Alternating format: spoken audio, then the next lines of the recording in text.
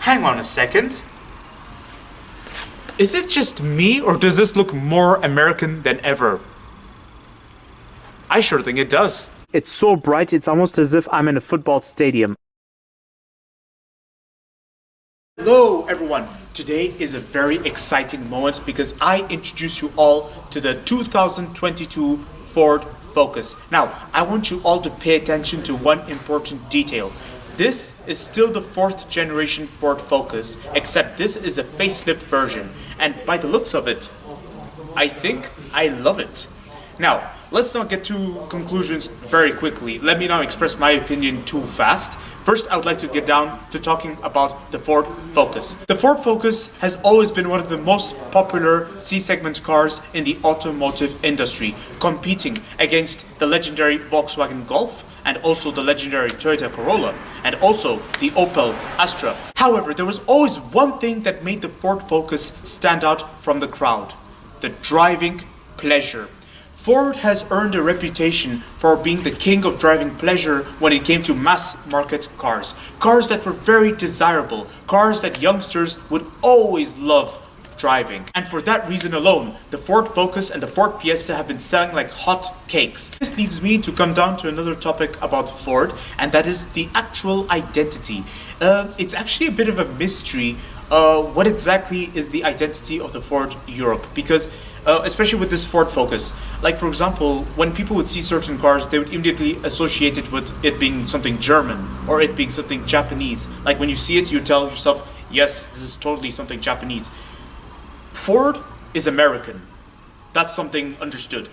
But Ford Europe has always had a reputation of building cars that were different to what Ford North America was selling. And that was for obvious reasons, because Ford North America wasn't selling cars that were able to cope with EU regulations. They didn't have EU standards, whereas Ford Europe had the EU standards on their side, and they were selling like hotcakes. There they had success. But on the topic of identity, they had something different going on. Ford Europe cars are actually kind of like a blend between something Germanic and something English. It's a bit of a mystery, guys. Where exactly is this heading? But what's not a mystery is the success of the Ford Focus. That doesn't lie as a mystery at all. It's something everybody knows. In fact, lately Ford has earned quite a big name in the rally community, so that's a plus for Ford. This leads me to come down to the topic of the Ford Focus.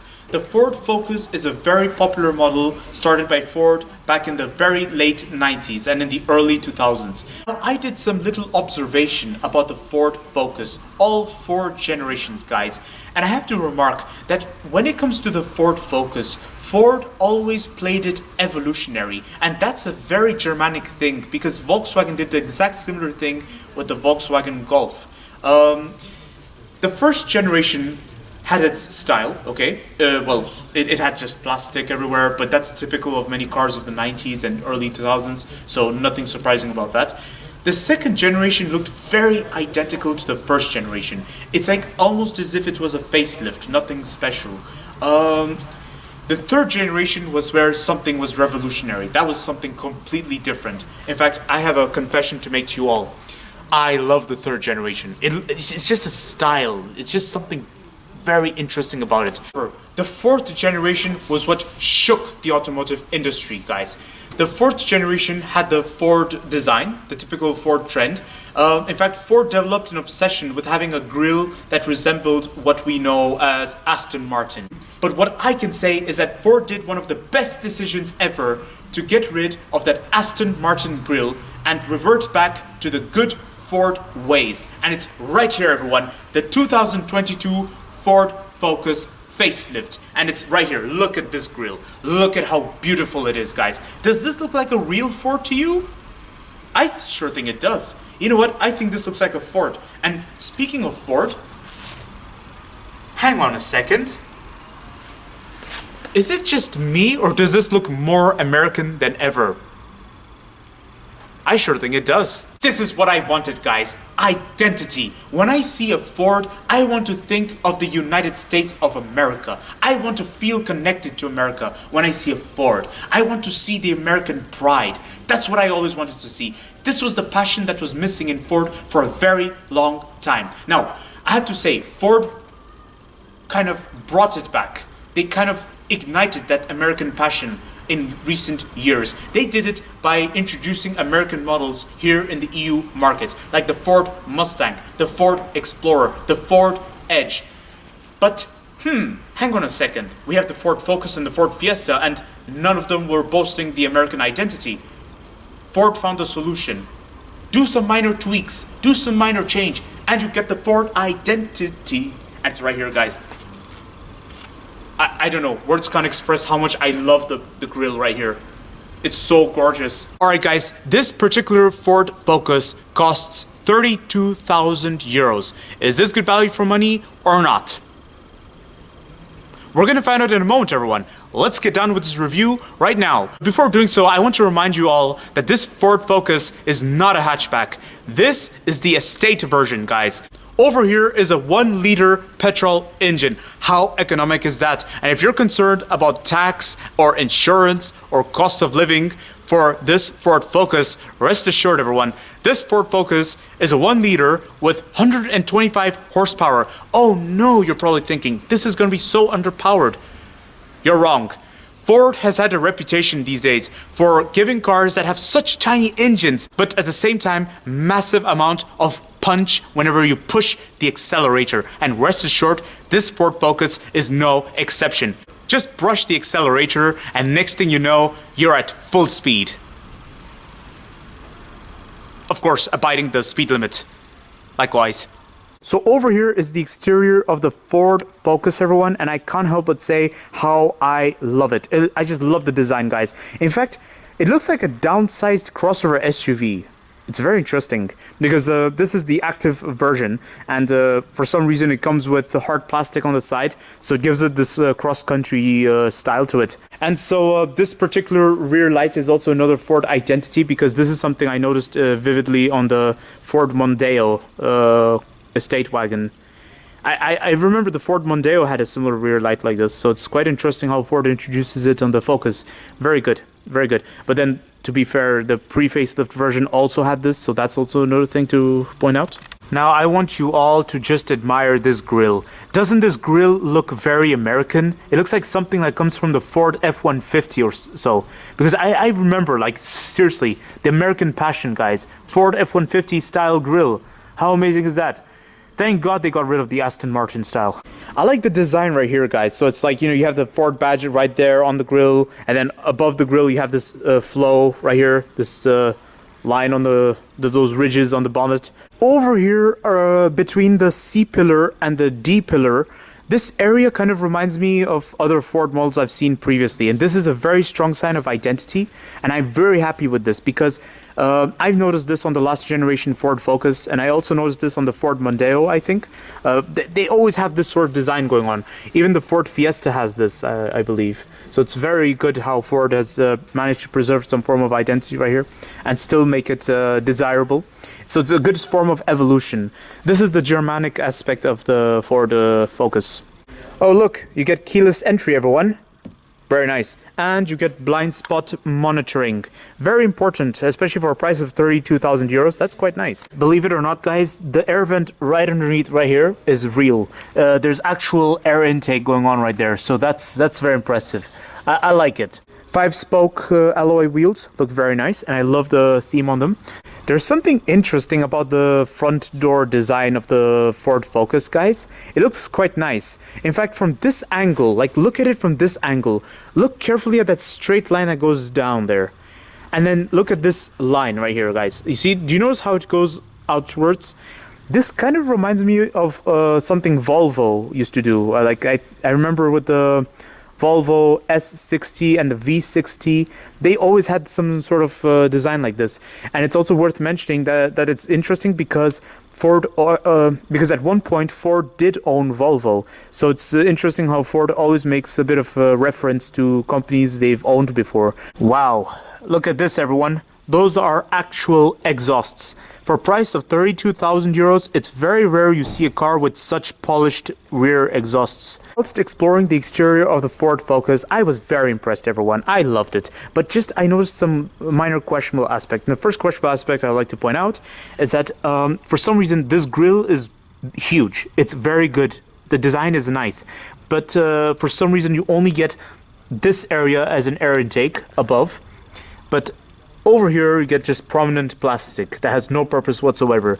Another questionable aspect I'd like to point out is why do you have this area as an air vent when this whole thing could have been used as an air vent? Because then you have this bit of plastic that has no purpose whatsoever.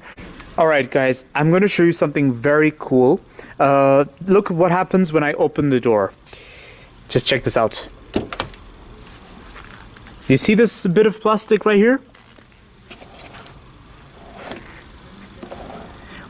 This is to protect the door from when you're opening it at very tight places. So for example, if you're opening it against a wall or something, so that you don't damage the door. How amazing is that, guys? This is very nice. Ford has been generous enough to give this at a price of 32,000 euros on the Ford Focus. Now I'm going to check out the interior of the Ford Focus. You have no idea how excited I am. I mean, just looking at it, I'm already seeing a lot of promising things going on. Wow, wow, wow. Guys, I'm actually in the interior of the Ford Focus, and I have to say, I love it. It's quite nice. Wow. I mean, look at the style on the seating, guys. Looks nice. So this is the interior of the Ford Focus. Look at this. Looks very nice. I mean, just look at it. I mean, especially look at the door. The door looks quite premium. The leather stitching right here, I mean, that looks quite premium. Quite nice. And the door handle is very pleasant to hold onto. I mean, look at the plastic and everything. The quality of the plastic is pleasant. I mean, it's very soft, and so it's quite nice to hold onto. Quite nice. They get a little bit of fabric onto the door to when you relax your arm on here. The steering wheel is very pleasant. It's rather, it's a bit squidgy if you think about it. It's like, just check this out. It's got a very pleasant feel to it. I like it. And over here you get your infotainment system, everyone. This infotainment system is well improved. In fact, this is quite a nice size of infotainment system to be having in a C-segment car of 32,000 euros. I mean, wow. How often do you see this, guys? Over here you get a digital instrument cluster. How cool is that? Absolutely love the design right here, guys. Look at this nice wonderful trim. Yes, I'm going to remind you all, you do get a prominent amount of hard plastic, but this is the first time I actually say hard plastic pairs very well with this interior. Look at this. Look at the way they've designed the hard plastic. So actually, I don't know if it's just me, but this whole area right here kind of reminds me of the Ford F-150. I don't know what is it about this, guys, but it's just the design of that air vent right there. It reminds me of what Ford usually gives to the Ford F-150. So it's quite interesting how they've introduced this style. Very nice. And it's quite good. And just because you see hard plastic, actually this is better because it's easier to maintain. It's easier to clean. So when doing some long-term maintenance, this is going to be easy. At least you get some squidgy plastic right here.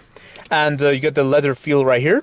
Although it's not very much leather, it's more like squidgy plastic again, but hey, it's good. I really like the amount of details Ford has invested into the window controls and mirror controls. So I like how there's a touch of chrome right there. So it gives it a little bit of a premium feel, guys.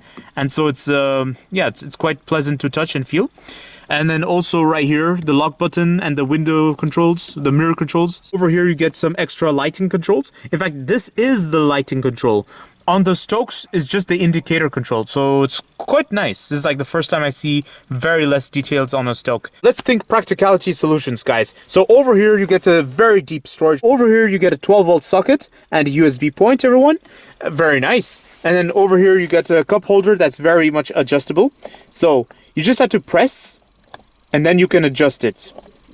Press, then you adjust. So it's very flexible, and in fact you can fit probably 3 drinks right here. Except, who exactly would have 3 drinks at a time? Anyways, if drinks is not your thing, you can always put your phone right here. So yeah, that's at least one thing. And if you don't need this area, you get this nice shutter. So close the garage and it looks nice anyways. So you get this nice handbrake right here. And this nice little bit of storage right there. Automatic transmission, guys. And I like how it's very easy to read. So everything is nicely detailed right there. And over here is your central console storage. Alright, this central console storage is very nice. So you get the shallow part. And then if you can lift this out, you get the deeper part. Now, this central console storage is very much average for a C-segment car. So give or take, we're talking about competitors like the Volkswagen Golf and the Opel Astra. Very nice. Yeah, it's as good as it has to be. And it's very practical because you get the shallow part. The shallow part is very easy to install. So just gently put it here. Like this. And then you can close it. So over here you get some brief controls, guys. So, okay, that's interesting. So I'm assuming all the climate controls and everything is on the it's on the infotainment system. It's not right here, guys. If this is the driving mode, then that would be super awesome, guys. I mean, look at this. For a price of 32,000 euros and you get a car with driving mode. How nice. And this is the volume control, so I'm assuming this is for your infotainment system. And over here is the start-stop button. Now, I seem to recall the start-stop button was here before the facelift. So it's quite interesting, and I like it, I think. This is better, because putting it all the way there was a bit, yeah, a bit too much. Now, another topic about practicality, guys. Let's take a look at this. Bit of storage. So, that's a nice bit of storage right there. It's a little bit shallow.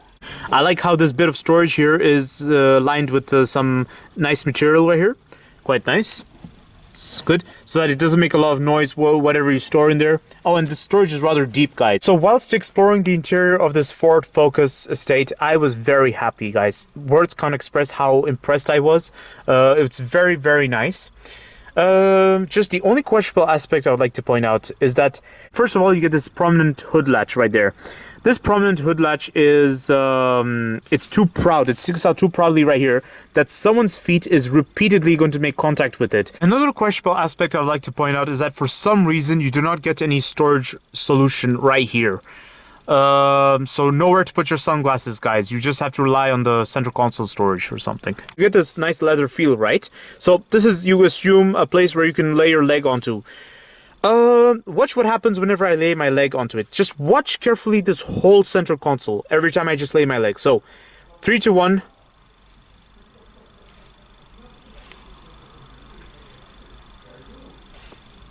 Every time my leg lays onto this bit of the interior trim, onto the leather, I feel like this whole thing moves a little bit.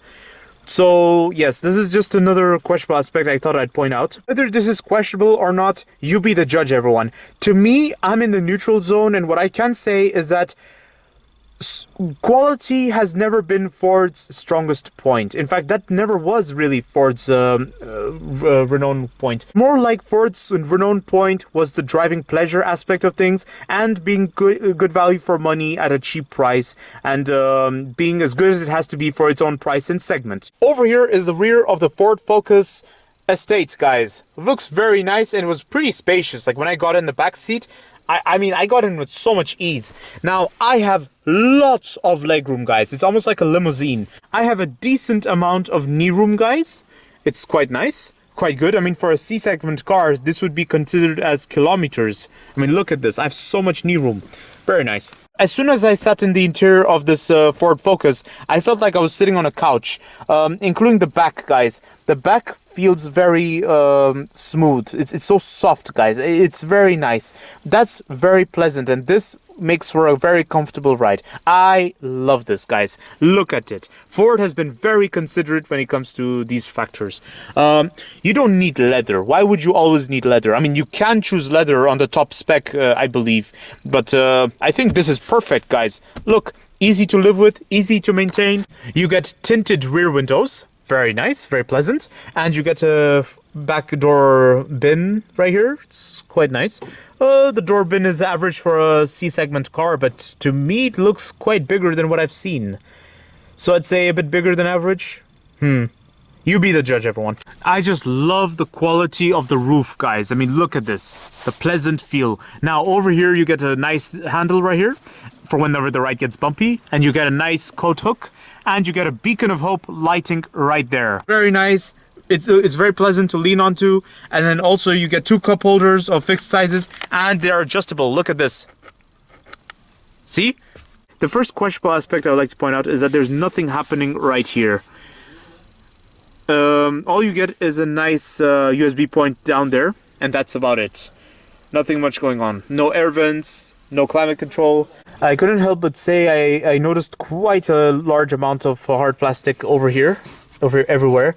It's like the front has all the nice coziness and comfort of leather and everything, but the back seat I don't see much leather or fabric. Only here I see some fabric.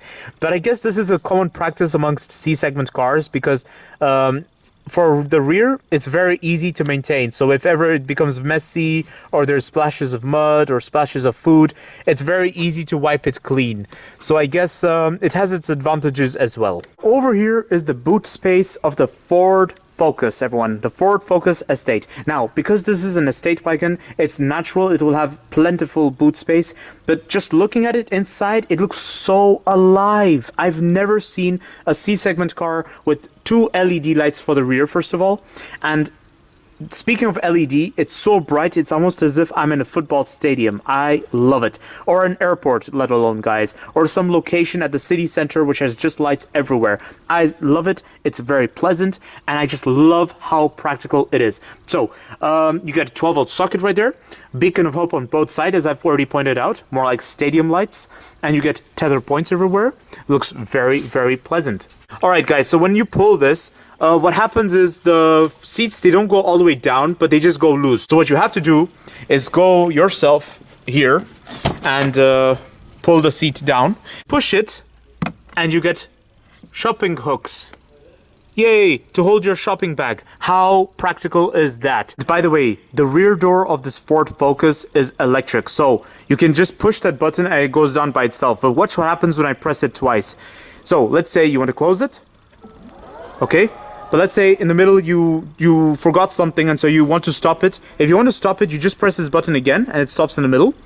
And you press it again and it goes back up. So, and then if you want to close it, just press it again. There you go, and it's closed. Here's my conclusion of the Ford Focus Estate. This Ford Focus Estate has been a very big revelation to me, everyone, because this is proof that Ford is adapting to the 2020s, guys, and also very much adapting to the EU standards. I'm very impressed with how far Ford has come. It's very good, guys, because there was a time Ford had a curse for never being able to do a car that's actually desirable, let alone a Ford Focus Estate. There was a time the Ford Focus Estate was a bit boring. It did have the driving pleasure on its side, but it used to be a bit boring to look at. It didn't look like something inspiring. However, I am very proud to tell you all that this Ford Focus has changed the game. This Ford Focus has marked the birth of something very desirable, and let alone at a cheap price. For a price of 32,000 euros, is this Ford Focus good value for money or not? I think this Ford Focus is excellent value for money. It's not the best of the best. I'd say it's one of the best value for money cars you can find in today's generation, guys, in the EU market. I'm very impressed with the equipment that was present, guys. On board, I felt like I was in a premium car, and I was surprised to see some equipments that were there for a price of 32,000 euros, and let alone a C-segment car. Because, believe it or not, there's some rivals that are super expensive. They start at the base price of 30,000 euros. It's crazy, guys. But this Ford has been super generous. Ford with the Ford Focus has always been generous, and it has paid off in a great way. The only questionable aspect you just have to watch out for, everyone, is the long term. The quality in the interior of the Ford Focus. Just be careful with it. The more prudent you are, the longer it will last. That's all I have to say as an advice. But that's a Germanic thing. I've noticed this with many German cars in particular. They have fragile quality, on the contrary to popular beliefs.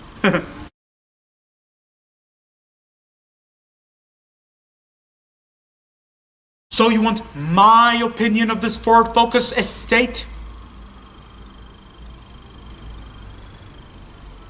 Oh, I love this Ford Focus Estate. I love this Ford Focus Estate, guys. This Ford Focus Estate is very, very promising, and it has marked the birth of something completely different, guys. Something that's excellent value for money, something more desirable than ever, and finally, something that is more American than ever. I love it, guys. When I saw the front grille, I nodded and I told to myself, yes, It's more American than, and in my opinion, it has also become just as desirable as the Ford Mustang and the Ford pickup trucks. I mean, I did tell you all that Ford makes desirable cars, right? I mean, driving pleasure. Well, I think desirability has extended from driving pleasure to more aspects about Ford cars. So here it is, guys. A desirable Ford Focus. Ford Focus. I mean, who said a family car is boring to drive?